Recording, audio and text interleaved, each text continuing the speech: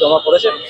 অবশ্যই জমা পড়েছে এবং আমাদের তো যেটা আজকে দাবি যে লজিক্যাল ডিসক্রিপেন্সি, যে এতগুলো লোকের যে নাম বাদ পড়েছে যাতে ন্যায্য লোকের নাম বাদ না পড়ে, এই নিয়ে আমরা সুপ্রিম কোর্টে কেস করেছি।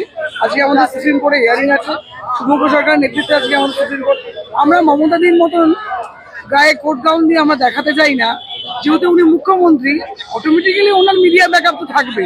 তিনি একটা রাজ্যের মুখ্যমন্ত্রী 15 বছর, তা উনি 26-এ এখন ভোট, তার জন্য বাজার গরম করার জন্য আজকে ওনার এই ধরনের তার নেতৃত্ব।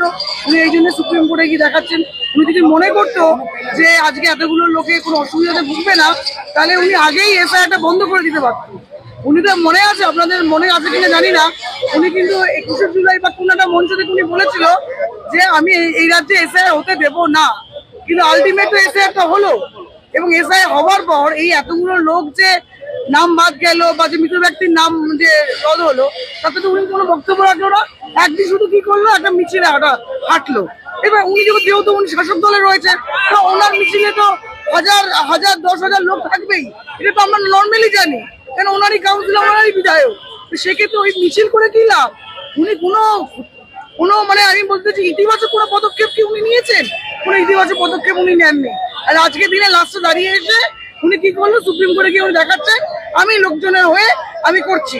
আর লক্ষ্মী ভান্ডারে 500 টাকা বাড়িয়ে উনি কি মানুষকে ভিক্ষা দিচ্ছেন? 1,000 টাকা দিয়ে কি একটা মানুষের সংসার চলে না। আজকে এসআই নিয়ে যে মানুষের যে হয়রানি, সে হয়রানিকে ওরা আগে থেকেই বন্ধ করা উচিত ছিল।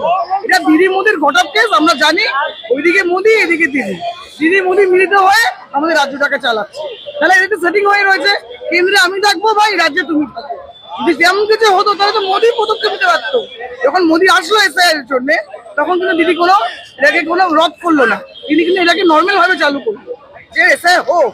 তারপরে এখন যখন দেখছে এইসব এতগুলো লোকের নাম বাদ গেছে, তখন উনি নাকামো করে নাটক শো করতে গিয়ে, সিনেমা পর্দায় যেমন আমরা সিনেমা দেখি, সেই সিনেমা করতে গিয়ে উনি সুপ্রিম কোর্টে দেখালো কোর্ট গ্রাউন্ড করে উনি। হ্যাঁ, আমরা জানি উনি লয়ার, তাহলে এতদিন ওনার লয়ার কোথায় ছিল? এতদিন উনি আইনজীবী প্র্যাকটিস করলো। আজকে যেই দেখলো মানুষ ওনাকে 26-এ ভোট না দিতে পারে, সেই জন্য উনি গিয়ে সুপ্রিম কোর্টে দেখিয়ে দিল। এবার ওনার তো এতগুলো লয়ার থাকবেই, ওনার এত লোক থাকবেই, ওনার মিডিয়া ব্যাকআপ থাকবেই, সেটাকে উনি কাজে লাগিয়েছেন। এটা তো আমরা দেখতে পাচ্ছি, একটা টিভি শো চলছে, একটা সিনেমা চলছে। যদি এসআইআর যদি নির্বাচন কমিশন আপনাদের কথা দাবি না রাখে, তাহলে কি করবেন? কি তাহলে আমাদের আগামী দিন আরো বৃহত্তর আন্দোলনে আমরা পরিণত হবে। আপনি আগের দিনও দেখেছেন আমাদের আন্দোলন। আজকে আমরা আন্দোলনটা সীমিত রাখলাম, যেহেতু আজকে প্রথম কারণে তাদের মাধ্যমিক পরীক্ষা, তাই জন্য আমাদের আন্দোলনটা অত দূর আমরা সীমাবদ্ধ করলাম না। নেক্সট দিন আমাদের যদি আমাদের দাবি না মানা হয়, আমাদের আন্দোলন বৃহত্তর যাবে।